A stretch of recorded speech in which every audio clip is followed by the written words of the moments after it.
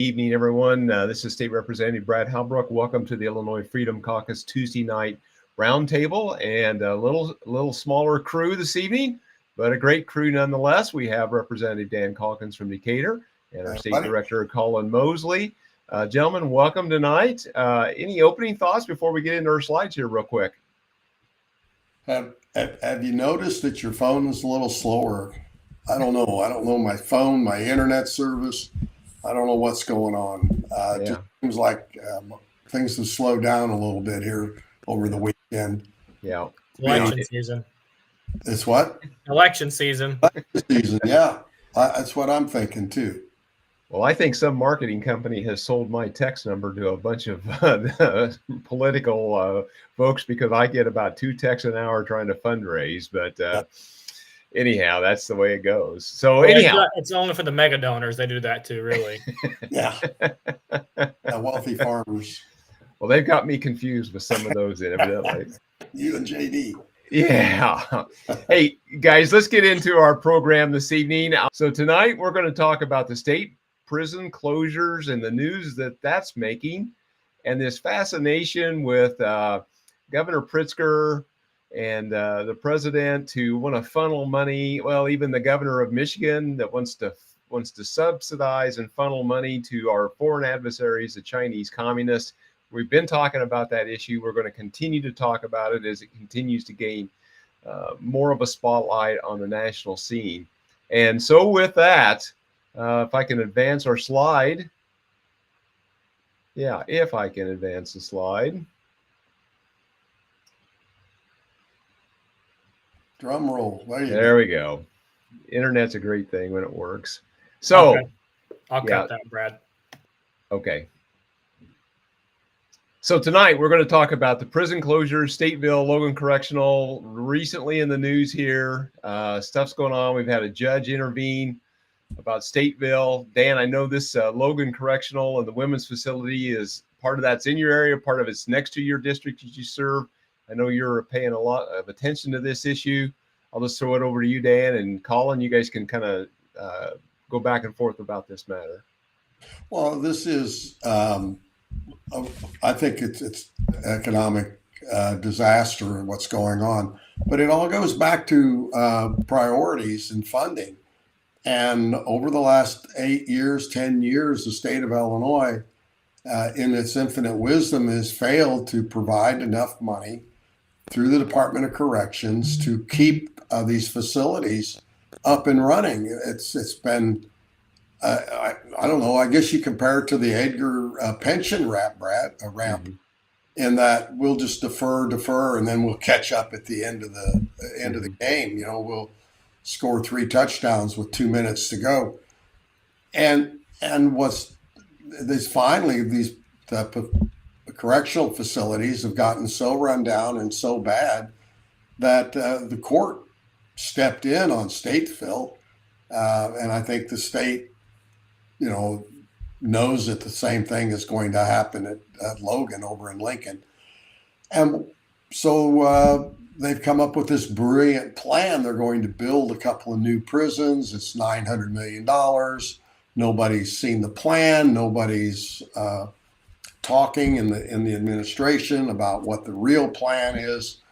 And they're playing with people's lives, family, real family, state employees, the folks that go to work every day in these prisons, one of probably the worst jobs, in the state of Illinois.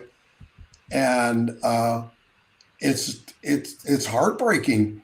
And then what this is going to do to the communities. I mean, this is an economic driver in these communities. I've talked about it, and there was an article published this weekend, I think. But, if I were a member of the AFSCME union and my dues were being used to politely influence elected officials, Democrats, and that's where their money goes, to the Democrats, and the people that we, I put in office were doing this to me, I'd be mad as hell. Mm-hmm. I'd be over it. I mean, and I don't know what we can do is in a super minority. But if some of these folks, decided to get on board and help us flip a few of these seats in the November election, I think that would send a huge message to the Democrat caucus and governor. He's got an election coming up in 2 years. That you're not going to. That's how you do it. These unions have used their money to buy influence in Springfield, and they've gotten their contracts and all that. But now they're getting screwed over by the people that they've supported for decades. And there's only one way to fix it, and that's to show your strength and vote out some of these guys this November. And I think that sends a huge message. And this stuff always reminds me how quickly the governor is willing to forget people. You're useful until you're not. And he's kind of like a mafia boss, really. I mean, he wants all these AFSCME people. He wants state workers. He wants to parade around. And I think he even did that during the last governor's race, parading around even some of the state facilities in central and southern Illinois. But as soon as you have any threat, this is all about inhumane living conditions for inmates at Stateville. Logan is more of a logistic issue too, on top of repairs. But the other thing that's so funny to me is they're wanting to relocate Logan to a more urban area. Now, why would that be when it's been just fine where it's been for decades, unless it's to hand out more state union jobs to Democrat voters or potential Democrat voters? I mean, to me, it's sort of a no-brainer. You put as many. That's how it used to be in the old days, right? When you walked around with the state job packets, when it was actually still that way. I think when Pat Quinn was governor, that's the truth. And so you put these facilities somewhere where you can get voters employed by the state of Illinois, and there you go. But it's going to be devastating to local economies. And I mean, these are huge employers. We've got wonderful people, a lot of wonderful people that work for these places. I just can't imagine taking that away. My father works for a prison just south of Logan at a male facility. And I don't know what it would do. I mean, it would be devastating to lose the prison there. I mean, it's just down here. That's just the way it is. But anyway, long story short, the governor is fully prepared to abandon these people if it serves him better. And by the way, we could have repaired these two facilities with the money we spent on illegal immigrants. We could have built new facilities the last 2 years. The money we've spent the last 2 years, right, over $2 billion. I mean, they're projecting a $900 million cost. So it's going to be over $1 billion. I mean, just the government accounting. Well, one thing you can count on with these government projects is they will be over time and they will be over budget. And absolutely. Yeah, I mean, Dan had great points. I mean, we're spending $1 billion+ a year on illegal aliens. That's just the stuff that we can tag. We know where it's going. That's right. In addition to all the other stuff that's just granted to the city of Chicago for them to do at will. That's going to end up in the immigrant illegal alien issue management. Right. And again, there's just this reoccurring theme.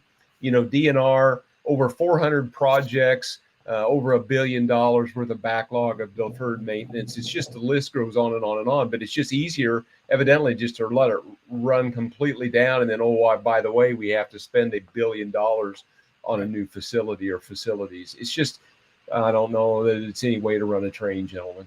And just to put a little more salt in the wound, part of their argument for moving Logan is because of the female inmate population. Well, what's a female inmate? What is a woman? These people don't freaking know. And the reason we know that is because of how many cases we've already heard about of male inmates pretending to be women, getting put in female facilities, and then going crazy, beating people, raping. A woman that has a male genitalia apparently can still commit rape the way a man would. Right. So, and there's been resulting pregnancies, not to dive into it any further, but there has been resulting pregnancies from that. So Right. Exactly. Yeah. Well, hey, gentlemen, the next subject here continues to come to the forefront. Vice presidential candidate J.D. Vance held a rally in Michigan recently. That's where one of the other GOTION battery plants is being located, next to the one in Manteno, Illinois, kind of further highlighting this issue that the government of Michigan, the government of Illinois, wants to give hundreds of millions of tax dollars to these foreign adversaries, the Chinese communists. I think this is really important. If you've seen the recent release movie of Reagan, how he seen the movement of the Russian communists coming into the United States back in the 50s, and how he studied them and rose to power to ultimately defeat them in the late 80s.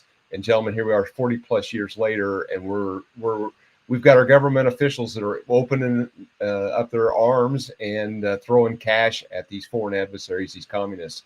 It just seems insane to me. Well, it is. And,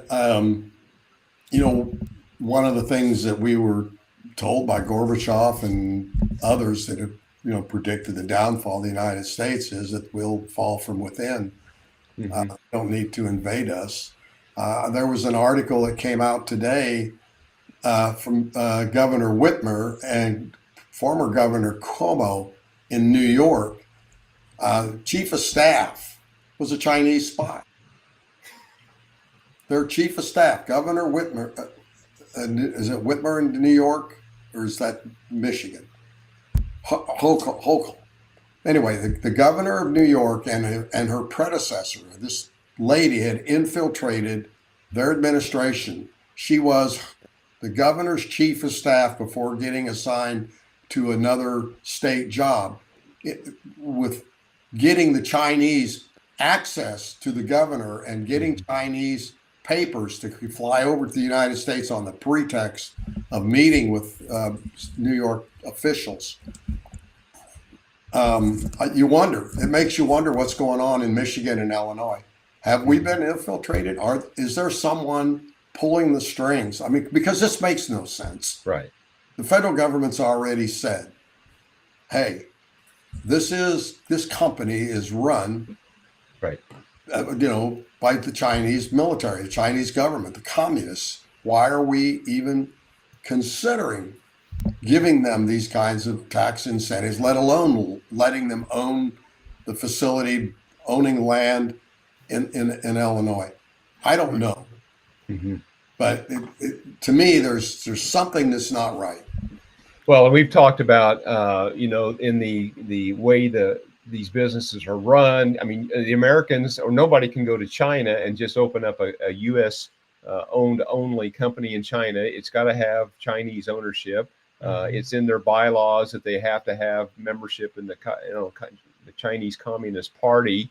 And spying is the order of the day on these companies wherever they're located in the world, whether it's in Africa or the United States or whatever. It's just the order of the day. And why our government officials want to continue this buy-in with these adversaries, it just defies common thinking and logic here. Well, it is, and the thing that interests me too is to the people, to the everyday working people, right? The dinner table working families. I mean, what do you want your tax dollars to be spent on? You want your family to be protected. You want your economy to be smooth.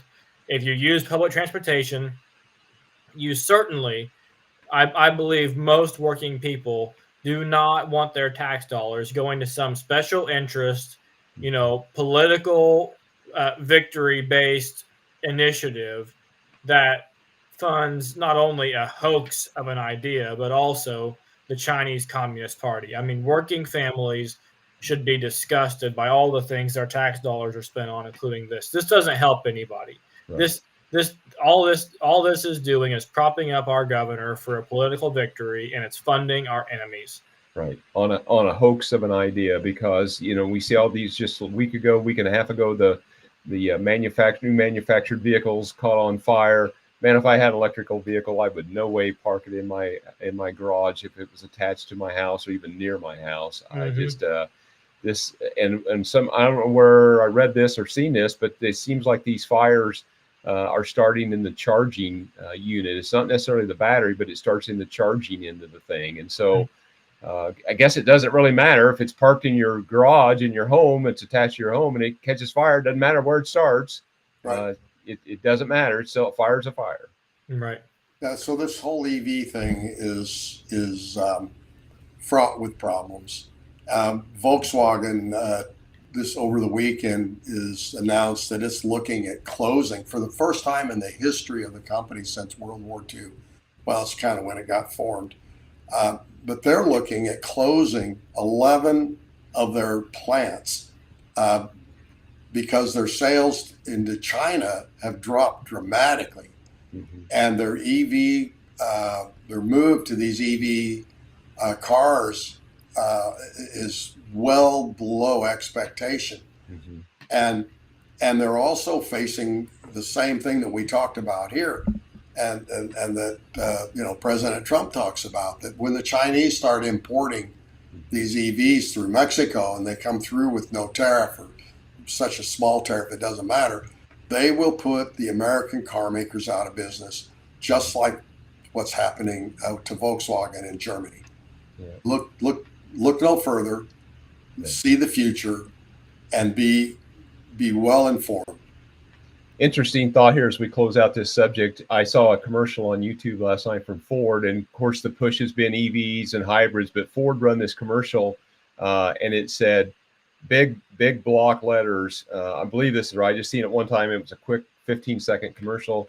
It says gas, hybrid, either EV or electric, your choice. And how now they put gas back in, it leads the commercial and said it's your choice. And so I just thought that was kind of interesting that they've kind of, but we've seen the headlines. Ford and Chevrolet, all these, U.S. and foreign manufacturers are bailing out of the EV production because it's expensive vehicles. The technology is not proven. People aren't buying them. Stellantis delayed opening of that plant by at least a year. Yep.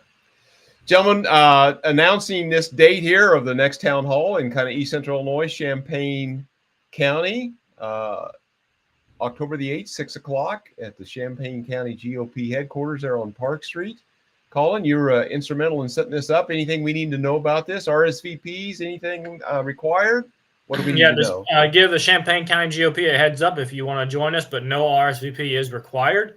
Okay. It's going to be a great night to talk about the things going on in Springfield and here in Illinois in Champaign County.